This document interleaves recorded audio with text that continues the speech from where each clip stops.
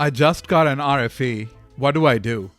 One of the things that prolong your green card processing time is a request for evidence, or RFE. You receive an RFE from the USCIS. Even though it's a standard part of the immigration process, not only can it delay your application, but it can also lead to a denial.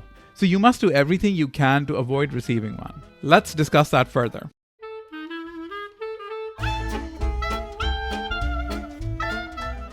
Hi, I'm Shariq and I'm the South Asian attorney. An RFE is just a request for additional information. USCIS issues an RFE if it believes that your application lacks some necessary evidence. Once you receive an RFE, USCIS stops processing your application completely. The processing will only start again when you provide additional information. Please note that if you fail to respond to an RFE by the deadline, USCIS will deny your application. It's crucial to familiarize yourself with the different sections of the RFE so that you may provide relevant information to the USCIS. This practice also enables you to capture all the pertinent information on the notice. The introduction section in an RFE includes information about the original application. This section also states the USCIS requires more evidence to make a decision. An RFE will also code the relevant sections of the law, such as the INA and the Code of Federal Regulations.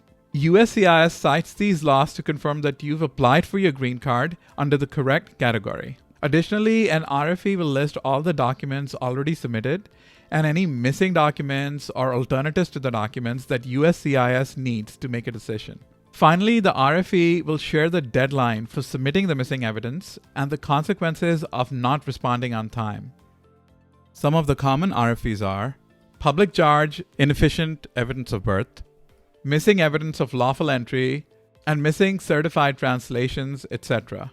So let's talk about these RFEs quickly so you can know how to avoid them. So who can be considered a public charge? A person likely to become primarily dependent on the government for financial support. Family-based green card applications generally require you to prove that you're not inadmissible on the grounds of public charge.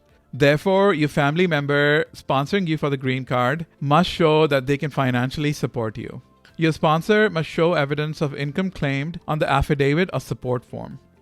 A common RFE related to public charge is a mistake on the affidavit of support form or a failure to include it. USCIS has particular demands about the birth certificates. For example, in some cases, the birth certificate you submitted may be incomplete, unreadable, or not issued by an authorized agency. Additionally, some nations may not even possess records that satisfy USCIS standards. In cases where official documents are unavailable or even unusable, you can provide alternative evidence. Familiarizing yourself with guidelines for presenting acceptable proof of birth will ensure your eligibility for adjustment of status. Proof of legal entry into the US is usually necessary to become a permanent resident. Therefore, USCIS will only issue your green card if you demonstrate lawful entry. So be sure to include a photocopy of Form I-94 in your application to meet this requirement. This form is the arrival record from your most recent entry. Now it has become easier to get a replacement for the I-94. Just Google Form I-94, then click on the Department of Homeland Security's website and enter your information. Please like and subscribe, it helps my practice grow. Including Form I-94 in your application will ensure that you don't get an RFE for any missing evidence of lawful entry. You must provide an English translation of all documents if they're in a language other than English. This translation must be completed by an individual other than the petitioner or the beneficiary. All translations must be in certified translation format. Before filing an immigration form with the USCIS, always refer to the instructions on the form website. These instructions will tell you how to prepare the form. They also list the required evidence you must file with your application. To avoid an RFE, please include the required documents in your application and ensure that the documents included are easy to read.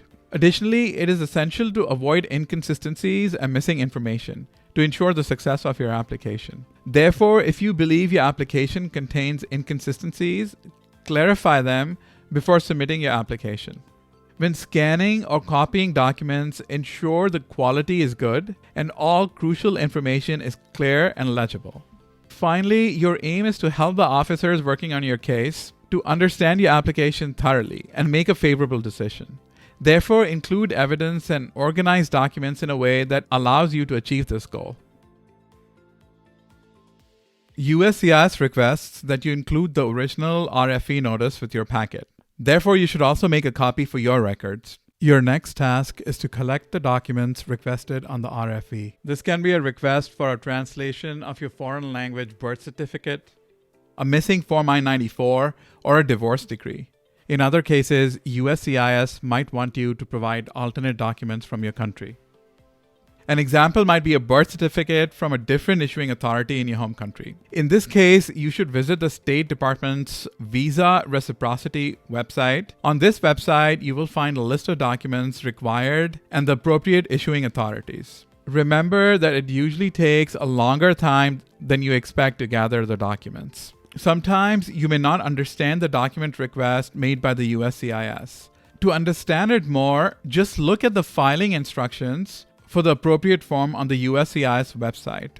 In most cases, after reading these instructions, you'll be able to determine what USCIS wants. In certain circumstances, USCIS will question the eligibility of your green card. This means that the green card category you applied under does not apply to you. If this is the case, you must find appropriate law that makes you eligible for the green card. Organize your responses in the same order that USCIS listed the evidence on the RFE. The first page of your response should be an original RFE letter. You should also include a cover letter listing all the documents in your response packet in order. This cover letter will make it easier for the USCIS officer to review your case. After receiving an RFE, the first thing to do is to check the listed response deadline. USCIS must receive your response packet by this date. However, getting your packet postmarked by this date is not sufficient.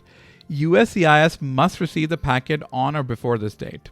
Be sure to mail the packet well in advance of your deadline. The officers will only review the packets arriving before the deadline. If your packet arrives after the deadline, it will not get reviewed. Therefore, your green card application may be rejected. You must mail the RFE response packets to the mailing address listed on the RFE notice. Ignore all other mailing addresses.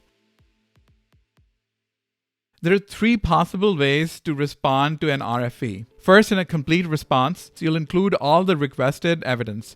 You can also provide additional evidence to avoid further complications with your application. Second, a partial response where you submit as much evidence as possible and explain to the USCIS the reason why you could not obtain the remaining evidence. This communicates to the USCIS that you would like them to make a decision with the available evidence. Suppose you're concerned about the missing evidence leading to a denial. In that case, you can withdraw your application, but just remember that you're not going to get a refund of your application fees. Finally, you can choose not to respond to the RFE. This could result in either a denial due to abandonment or rejection based on insufficient evidence. Withdrawing the application might be better if you don't plan to respond to an RFE. You only have one chance to respond to your RFE. That's why you must provide the required evidence in your packet. Again, you can also include additional evidence in this packet to avoid further complications with your application. While receiving an RFE might be stressful, it's also an excellent opportunity to provide USCIS with the evidence it needs to approve your application.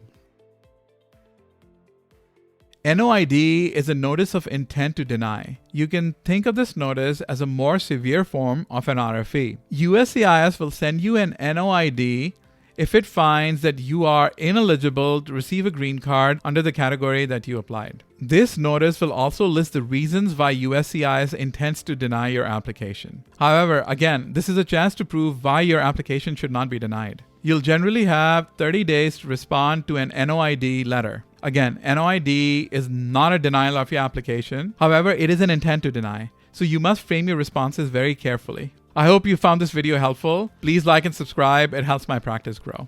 If you have questions or want us to process your application, please schedule a consultation at the link provided in the description box below. Thanks for watching the video. See you next time.